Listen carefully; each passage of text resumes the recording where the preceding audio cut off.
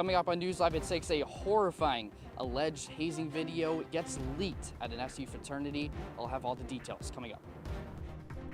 Plus, I break down the auditor's proposed solution to the high number of evictions here in Syracuse.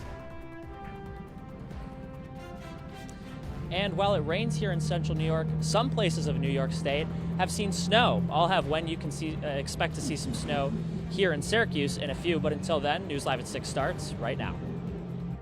This is CitrusTV News Live at 6, your campus news leader. The university is responding to a video showing alleged hazing conduct by a fraternity on campus. Good evening and welcome into News Live at 6.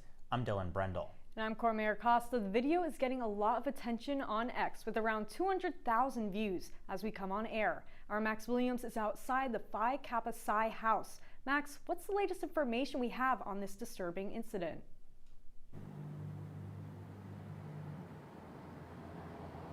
Good evening, Cora. Well, disturbing is just an understatement when describing this incident. The fraternity in question tonight is the one right here behind me, Phi Kappa Psi. Now, that alleged hazing video was leaked on X yesterday around 3:30 p.m., and it took the university until 2 p.m. to respond to the incident. That's just over 20 hours. Now, we're not going to show the video, but if you take a look at your screen, this is what the video looks like on Twitter right now. There is a content disclaimer on there because of just how disgusting it is. I'm going to explain the video to you here on air. So the video starts off with two fraternity members throwing up on a student, laying on the floor, and then the camera pans over to another student tied up to a pole with their mouth taped. Now, the university's chancellor responding to this, saying, quote, "I am disgusted by the actions that appear in these videos and condemn this conduct. The university has issued an immediate interim suspension which halts all Phi Kappa Psi activities." Now, the Phi Kappa Psi National Council has also suspended all activities for the fraternity. The DPS, Department of Public Safety here at Syracuse University, and Community Standards are investigating. They've also notified the Syracuse Police Department, as some of these students could face charges. Now, tonight, we don't know who those students are that were hazed in that video, and we don't know how they are doing and if they are even okay tonight. I've reached out to the Syracuse Police Department, I've reached out to the Syracuse Interfraternity Council, and I've also reached out to the fraternity itself. I have not heard back from any of them yet, but of course, we will keep you updated on air and on our website at CitrusTVnews.com. Live in Syracuse, I'm Max Williams, Citrus TV News. Yeah, Max, thank you for your coverage. New at 6, we're just 10 days away from basketball coming back to the Dome. And with preseason tip-off set for October 26th, SU has released important weekday parking information ahead of this season. 8 men's home games will be scheduled on class days. Those are listed on your screen. Those with an SU parking permit can park in either the Harrison or University Ave North and South lots after the rest of the parking closes 4 hours before tip-off. Staying in Syracuse, just up Irving Avenue, Syracuse Stage kicks off their next production of Dial M for Murder tonight.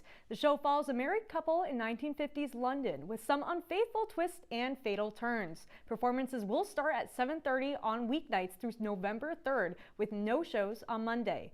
Weekends will have a matinee at 2 p.m. as well. Tickets range from $30 to $90 and can be purchased at syracusestage.org. The university's career services team has been awarded the Spark Award from Handshake for the second year in a row. The award recognizes the team's innovative use of the platform and its efforts to support student success. Handshake was adopted by the university in 2018 and has become a main tool that allows students to connect with employers, schedule appointments, and apply for jobs. The award motivates the team's mission to empower students and increases the student engagement with career services. This Sunday marks the first day of Remembrance Week here on campus. The annual week of events memorializes the victims of the Pan Am 103 disaster in 1988, including the 35 Syracuse students who died. Events will begin Sunday with a world premiere of Each Moment Radiant, a chamber piece commemorating the disaster, and the annual candlelight vigil, remembering the 270 victims. Events will continue throughout the week. A more detailed list can be found at news.syr.edu. A team of architecture students picked up a first-place trophy in an international design competition. Their design, Domestic Nomad, won at the Home 21-24 competition. Teams were asked to redefine the future of residential architecture, and this is what the winning home looked like. That's actually not what it looked like. That's a quote, but we'll get there. The team aimed to tackle issues of sustainability and urbanization. There it is. They say domestic nomad serves as a statement and provocation that redefines nomadism at a contemporary domestic scale to address the rigidity of private enclosures promoted by the capitalist market. Cora, I checked my phone last night to see what the weather was going to be like, to see if I needed my umbrella today, and I honestly shouldn't have, because I should have already known what was coming today: rain. I mean, it's so unpredictable. Honestly, I hope for the best. I try to manifest better weather, but it just won't work. Our Spencer Congel is outside. Spencer, what's the weather like right now? Well, Cora, it's not raining. Luckily, like Dillon said, it was raining earlier today, as it does typically do on Wednesdays. But right now, it's actually turned out to be not a bad evening, except for these cold temperatures. It's around 45, 46 degrees right now, just on the edge of where I might need gloves to be out here right now, but not quite there yet. Things are not too, it could be colder like it's going to be this evening. We're going to see a low tomorrow morning of 36 degrees, getting dangerously close to that 32 degree freezing point where we might see some snow. We do have a frost advisory in effect from midnight to 9 a.m. tomorrow morning, so we may see a bit of frost for the first time on the grass tomorrow. However, things are looking up. I've got some good news for you, Dillon and Cora, inside, that it is going to be getting a little bit warmer, but I'll have some more on that later. For now, Dillon and Cora, enjoy that nice warm studio. Spencer, thank you. We will. Yesterday, the city auditor's office released a new report about the local renting market, showing rent in Syracuse has risen at one of the highest rates in the county. Now, they're proposing a law called good cause eviction. Tyler Oldano joins us tonight with details. Tyler, what's the new solution? Good evening. Good cause eviction has been something the city has been discussing for quite a while, but this recent report has thrust it into the limelight a little bit more. Simply put, it regulates the evictions and it puts a limit as to how much a property's rent can be raised per year. In doing so, the city's auditor's office says that the law would help curb the rate of eviction in the city of Syracuse, as well as the high rent as well. Not everyone is on board, though. We spoke to Karen Thomas, and she represents the Central New York Landlord Association. She says the law would make evictions a lot harder and lead to lost profits as well.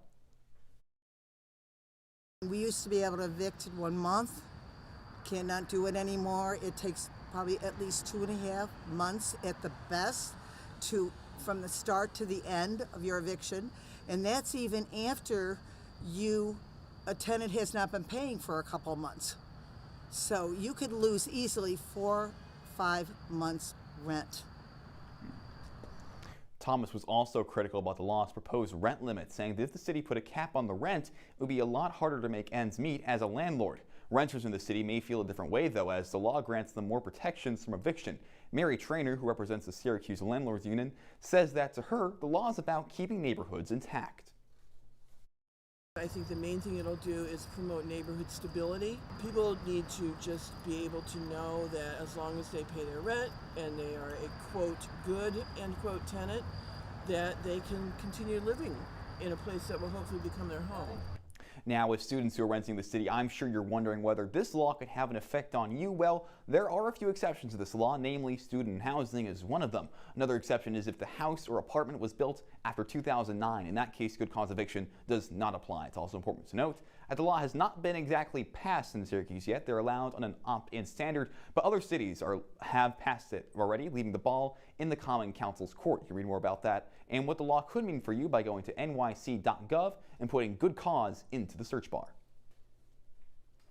New details now. Thank you, Tyler. This story has been developing over the past year, but WellNow Urgent Care and Excellus Insurance are officially back to contract negotiations. Multiple healthcare providers across the state have accused the Blue Cross Blue Shield provider of offering coverage rates far below the market standard.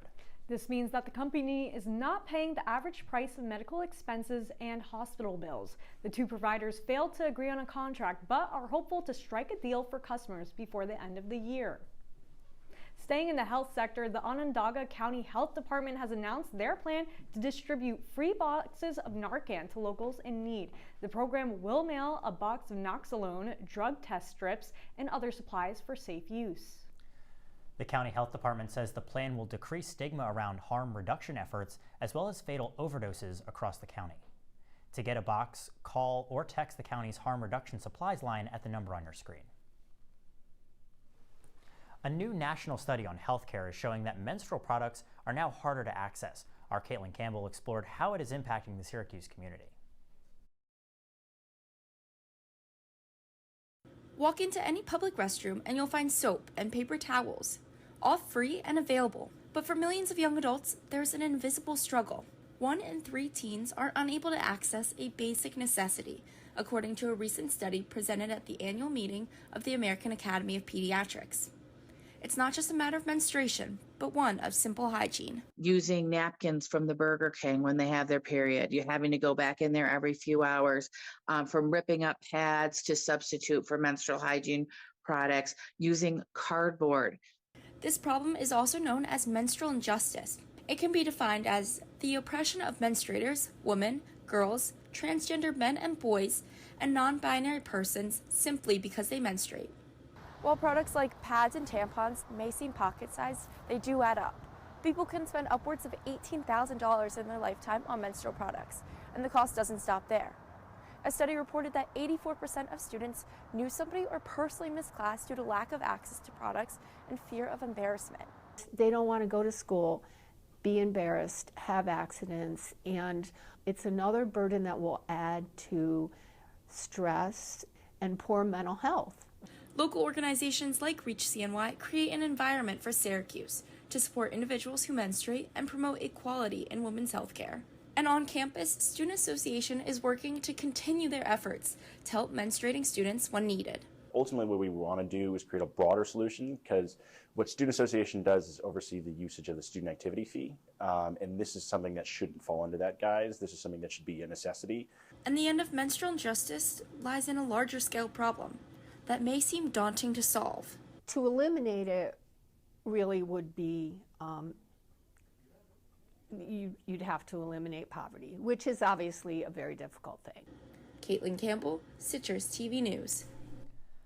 Caitlin, thanks for your coverage. The latest now on development in the town of Clay. A new study is proposing a plan for the creation of a downtown area. The plan includes a diverse range of housing, commercial buildings, and entertainment and cultural locations that would be constructed in undeveloped land north of Route 31. The push for a town center in Clay has been ongoing as Micron's plans are developing, but has been in discussion for over 20 years. If Clay accepts this new proposal, local leaders would need to rewrite zoning laws. Clay currently has the largest population in the county and is expected to grow by 33% over the next decade.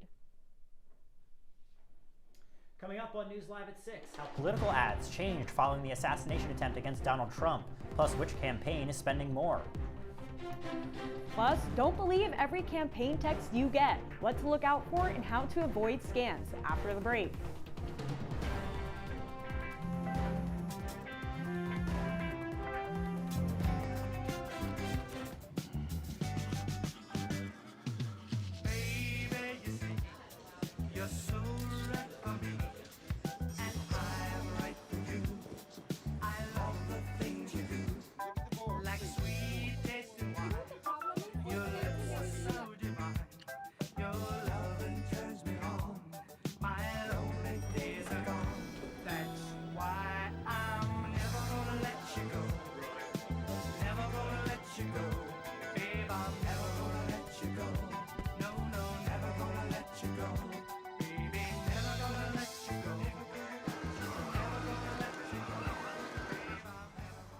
Here you go. Thank you. Thank you.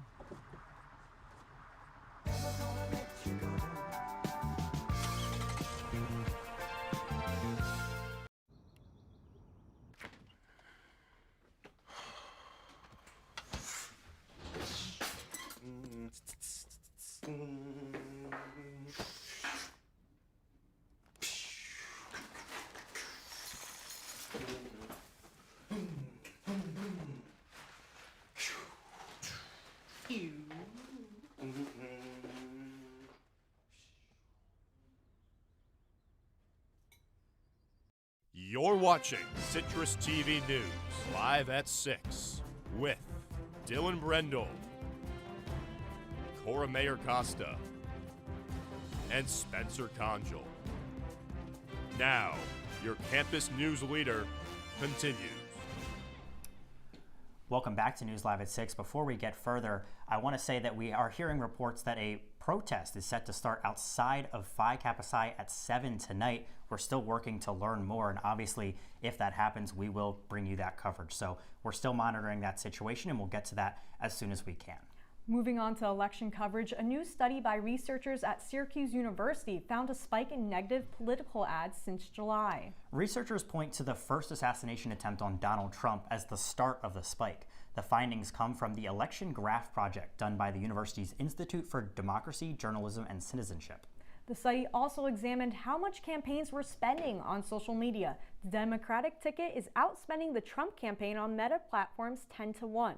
The Harris campaign also holds a 4-1 advantage in social media impressions. The study says ads classified as uncivil were 5 times more likely to come from the Trump campaign. As the election draws nearer, you've probably been bombarded with texts and emails asking you to donate to a campaign. But before you do, be careful. Many scammers are using the election as a cover. Yeah, the Better Business Bureau is trying to warn people of all of these scams going on right now. They recommend always going to a campaign's official website to make a donation and not click any links from texts or emails. The Better Business Bureau has a scam tracker on their website where you can report or look up scams. Star of the New York Liberty and Syracuse native Breanna Stewart has received homophobic threats targeted at her wife, Marta Zargay. With the Liberty coming off a loss at the WNBA Finals, Stewart says win or lose, there is no tolerance for harassment from fans. The NYPD confirmed the case is being investigated by the Hate Crime Task Force. WNBA Commissioner Kathy Engelbert says the league is working with the Players Union to combat the rising number of online attacks towards players. Breaking in our newsroom just before the start of our show, star British boy band One Direction member Liam Payne has been found dead. Argentinian police say that the 31-year-old singer fell off his third-floor hotel balcony in Buenos Aires. Capitol Police responded to a call of an aggressive man under the influence of drugs and alcohol before arriving to the scene. Payne's death comes just 2 days after his ex-fiancée started the process of suing him.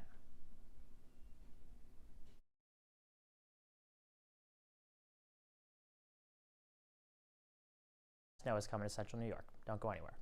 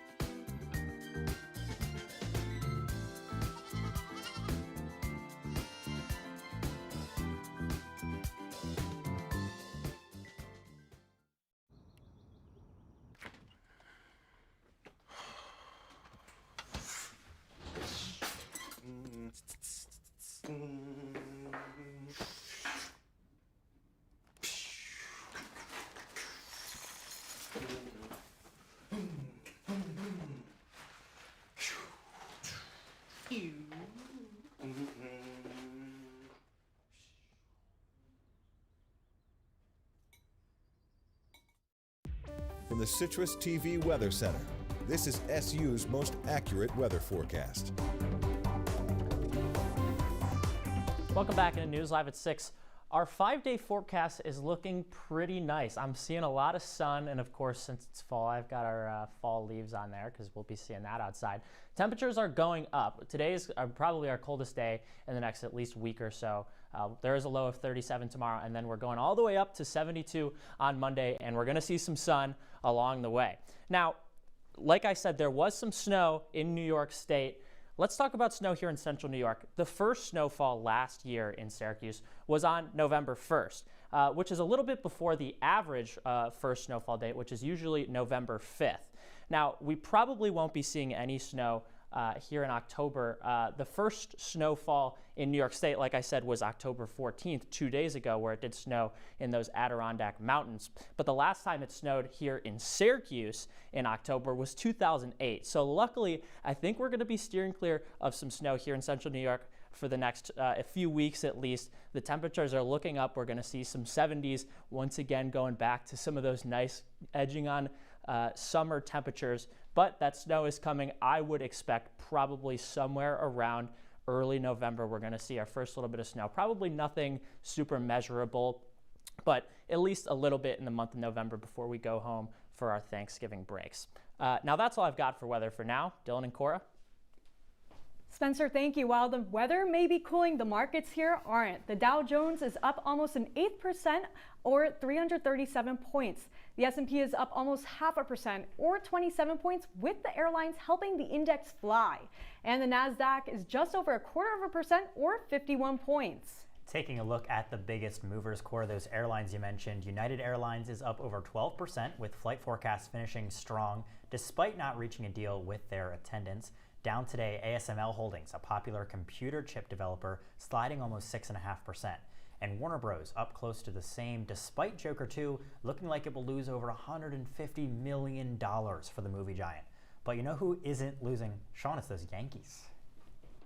That's right, Dillon. New York baseball just can't be stopped. Find out how both the Mets and the Yankees are performing in the MLB playoffs after the break. Last week, Brandon met a girl on a dating app. One day after work, he finally found the courage to ask her out. No answer. He started to panic. Was he being too pushy? Maybe it was too... Hey, sorry I didn't respond. I was driving. I would love to go on a date. How does tonight sound? Brandon tried to play it cool, but inside he knew. A girl so smart, so responsible. She must be a keeper.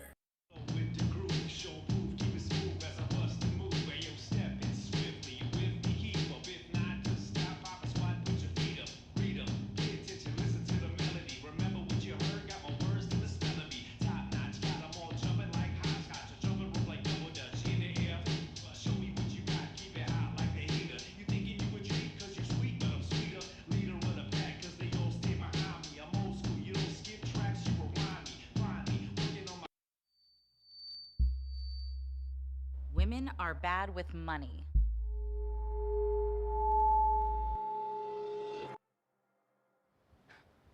That's what the world's been saying for centuries.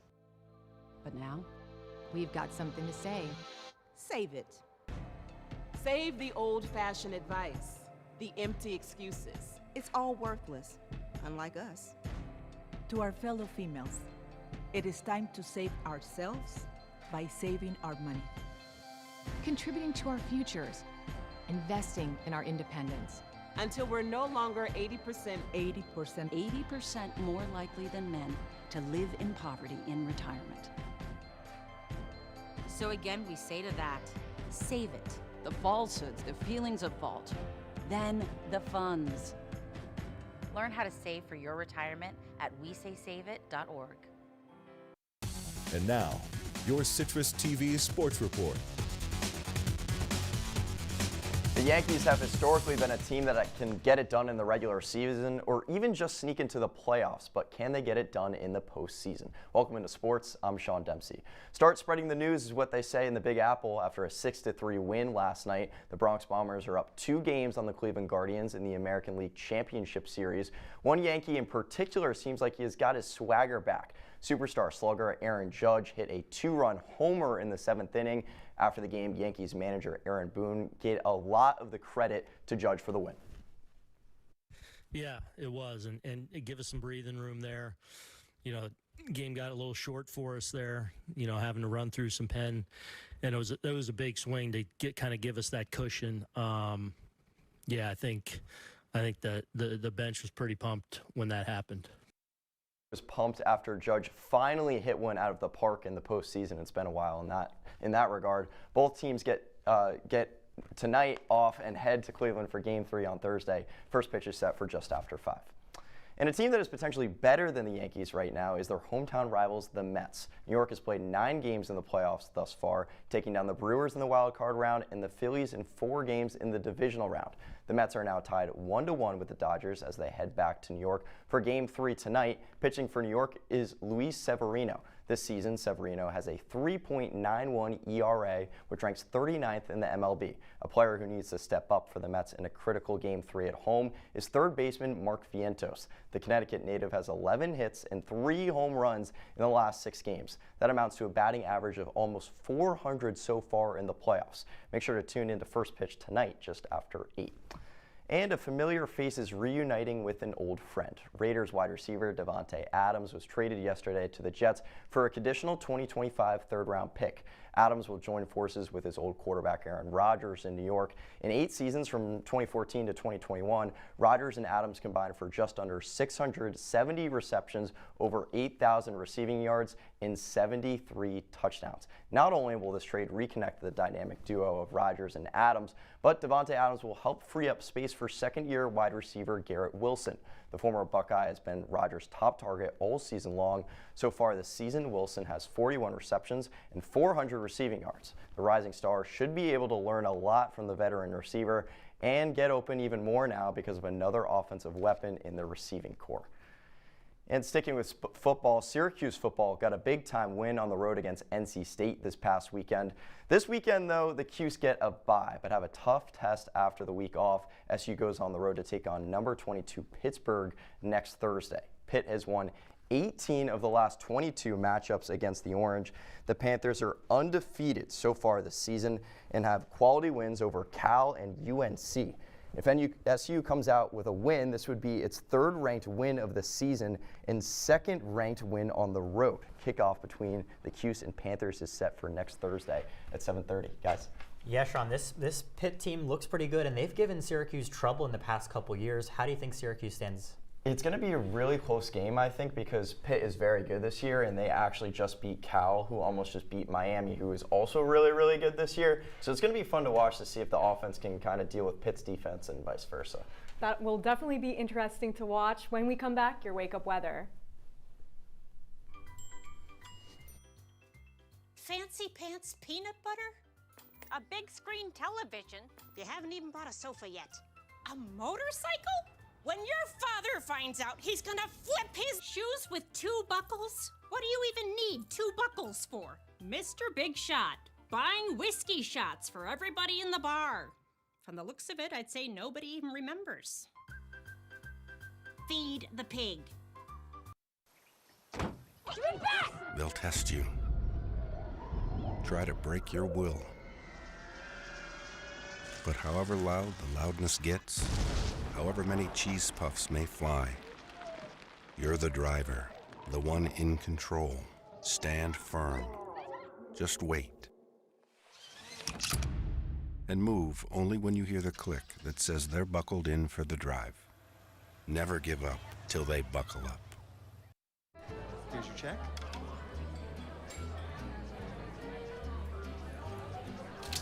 Oh, you got it. You know, since I got rid of my car, I really enjoy walking. Okay. Got it. No. Getting pulled over for buzz driving could cost you around $10,000 in fines, legal fees, and increased insurance rates. Oh, you're home early. You live with your mom? That'll set your game back a few years. Buzzed, busted, and broke. Because buzz driving is drunk driving. Tomorrow when you wake up, it's going to be pretty chilly. We're going to see the lowest temperature that we'll see here in central New York for the next few days, 37 degrees at 8 a.m. But at least tomorrow it will be pretty sunny throughout the day, and it will get up to 55, so not quite as cold as today.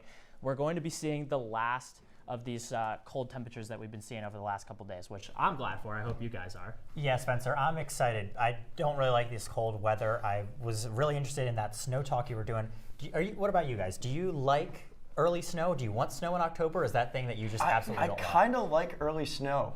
I'm not gonna lie, because then you kind of get used to it. So once you get to Thanksgiving and that whole season, you're kind of used to it by then. I agree with that. I could not imagine. I already brought my snowboard down. I'm ready to shred down Krause Hill. There you go. A lot of fun to be had here in central New York when it's snowing. But hey, that's Citrus TV News Live at 6 for this Wednesday. Don't forget you can follow us on X and Instagram at CitrusTV News. Now, for the entire Citrus TV News team, I'm Cora Mayer-Costa. And I'm Dillon Brendle. Have a great night, Syracuse.